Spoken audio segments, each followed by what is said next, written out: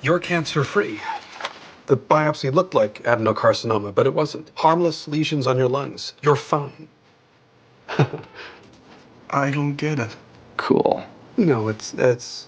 I know this must come as a shock, but I've double-checked the labs. I just accepted an offer on my house. I've had 3 goodbye parties. I'm buying plane tickets to Venice. You can still use those if you're alive. I have to pay a $6,000 broker commission on a house I'm not selling. Money I don't have. Thank you.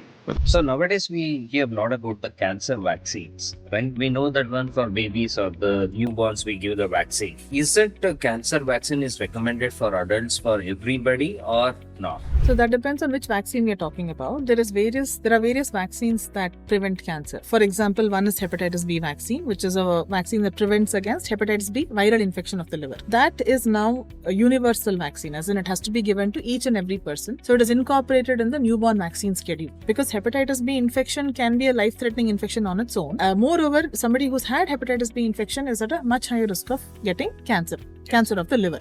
So that is the reason we have incorporated it in the vaccination schedule and is usually given for newborns, starting from the newborn age.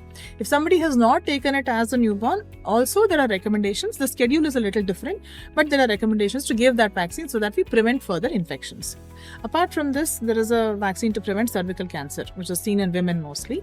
Gardasil or cervical cancer vaccine can be given both to men and women, but it doesn't apply to all ages. For men, it usually starts about the age of 12 to 15 and can be taken until the age of 45, 50 plus years of age.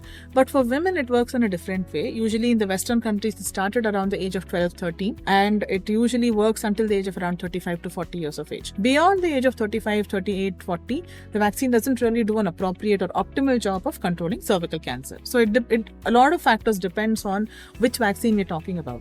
So usually before making a decision about cancer vaccine, try to consult your cancer doctor and check with them, okay, is this vaccine applicable to me? Should I take it or not? Don't take any blanket statement and say, okay, this is a vaccine, then let me just go take it. That is not the right way to address this thing.